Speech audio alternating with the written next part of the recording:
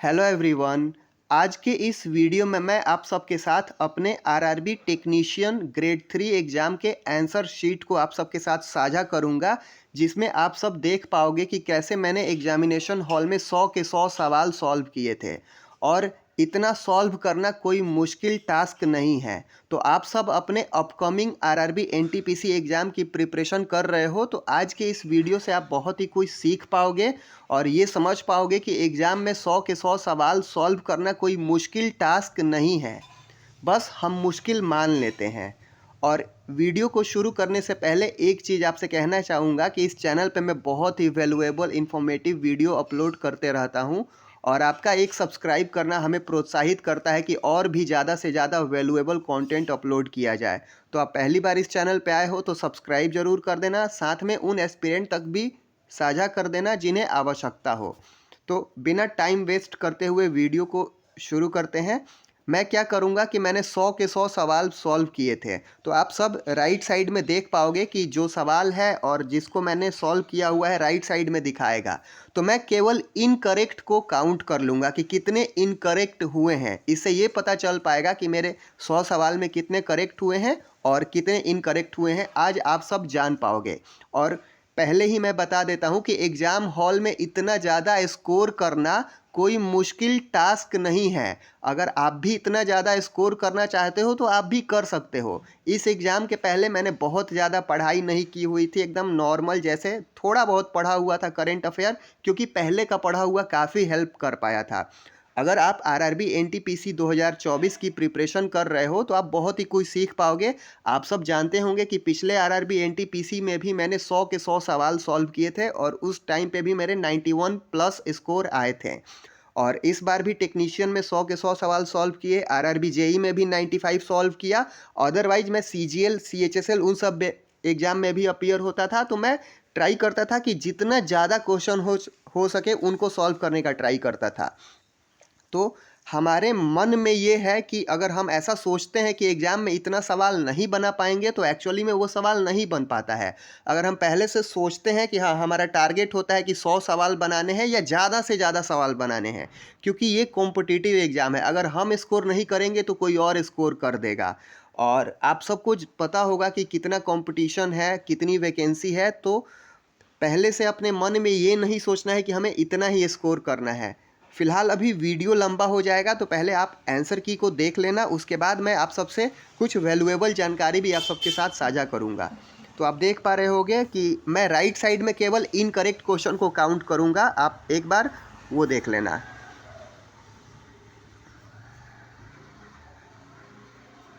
तो आप देख पा रहे होंगे अभी तक एक भी इनकरेक्ट नहीं मिल पाया है। हाँ, एक चीज़ मैं बताना चाहूँगा कि कोई कोई सवाल जीके का जिसमें हिंदी लैंग्वेज में प्रॉब्लम होता है तो उसको इंग्लिश में कर लेने पे अच्छा रहता है। अदरवाइज हिंदी में तो सारे सवाल मैं सॉल्व करता हूँ। कभी कभी जैसे कि ये 7 नंबर सवाल हिंदी में समझ में नहीं आ रहा था तो इसको इंग्लिश में कन्वर्ट कर लिया।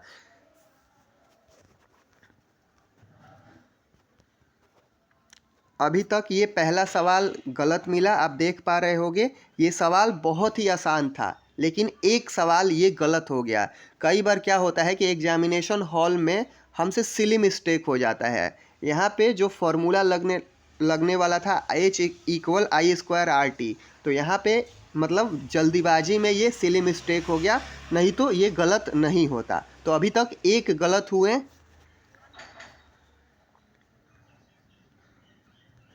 और अब आगे बढ़ते हुए यहाँ पे मैं देख पा रहा हूँ अभी तक ठीक चल रहा है।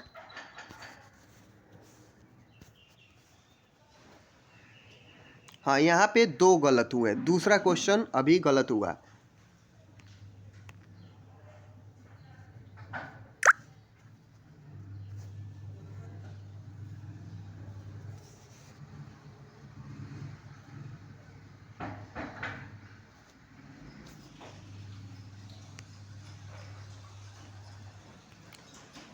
अभी तक सिर्फ 2 ही सवाल गलत हुए हैं और मैं कॉन्टिन्यूसली पूरा आपको दिखा दे रहा हूँ।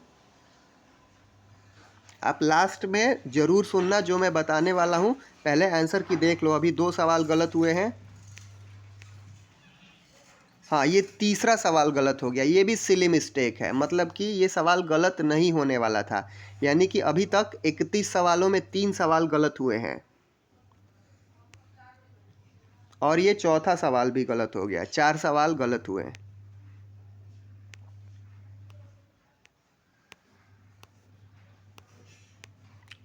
अब आप आगे देख पा रहे होंगे 4 अभी तक गलत हुए हैं। थोड़ा सा मैं इसको तेज़ी से मतलब आपको दिखाता हूँ। 4 सवाल अभी तक गलत हुए हैं।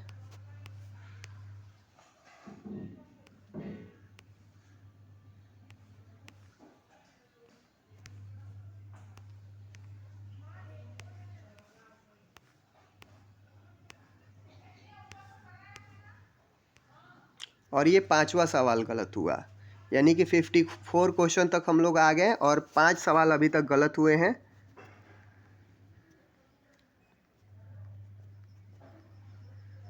और ये छठा सवाल गलत हुआ, यानी कि 100 सवाल में मेरे 6 सवाल ही गलत हुए थे और 94 करेक्ट हुए थे। अभी आप देख पाओगे, अब शायद एक भी गलत नहीं होगा, क्योंकि मैंने आंसर की को पहले देख लिया था और बाद में वीडियो बना रहा हूँ। तो 6 सवाल अभी तक गलत हुए हैं।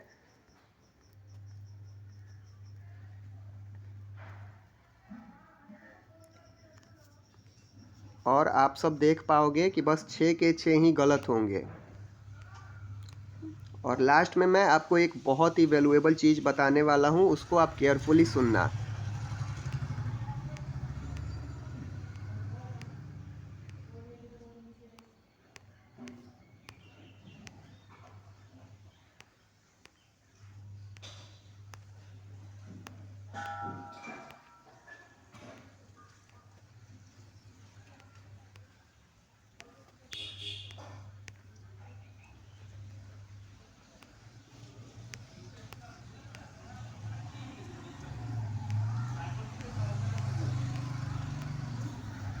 बस अब कंप्लीट होने ही वाला है।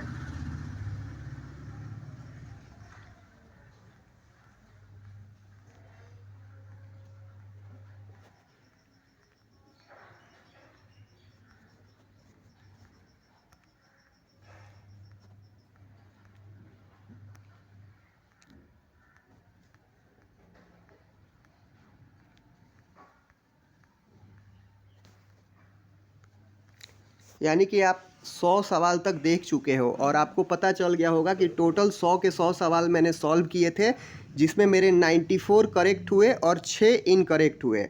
एक चीज़ आप बारीकी से ऑब्जर्व करिएगा तो आपको पता चलेगा कि जो 6 सवाल गलत हुए हैं वो सिली मिस्टेक के कारण हुए हैं, वो गलत होने लायक नहीं थे। यानी कि आप बारीकी से ऑब्जर्व करिएगा तो आपको पता चलेगा कि क्या एग्ज़ाम हॉल में 100 का 100 सवाल बना के उसको सही करना क्या मुश्किल टास्क था? जी नहीं। हम पहले ही अपने मन में ये मान लेते हैं कि हम 100 में 100 सवाल नहीं बना सकते, और जब हम ऐसा सोचते हैं तो यानी कि हमारा दिमाग भी उसी तरीके से वर्क करने लगता है, पहले से ही वैसी सिचुएशन वो क्रिएट कर देगा। मतलब हम सोच ही नहीं रहे होते हैं अपने लक्ष्य के बारे में कि हमें 100 तक जाना है। यानी कि हमें 100 स्कोर करने के लिए पहले हमें 100 के बारे में सोचना होगा कि हम 100 कर सकते हैं, तब तो 100 अचीव होगा। अगर 100 के बारे में हम सोचेंगे ही नहीं तो 100 तो डेफिनेटली स्कोर नहीं हो पाएगा। तो इस एग्ज़ाम में मैं 100 का 100 सवाल सॉल्व कर किया था और सही भी हो सकता था, लेकिन एग्ज़ाम में कोई सिली मिस्टेक हो गए जिनसे 6 सवाल गलत हो गए। पर कोई नहीं, हमें कंटिन्यूअसली आगे सीखते रहना है। आप सब मेरे अगर फॉलोअर रहे होंगे तो आप सबको पता होगा कि प्रीवियस आरआरबी एनटीपीसी एग्ज़ाम में भी मैंने 100 के 100 सवाल सॉल्व किए थे। इसके अलावा अदर भी एग्ज़ाम में आप सब ने मेरे स्कोर कार्ड देखे ही होंगे।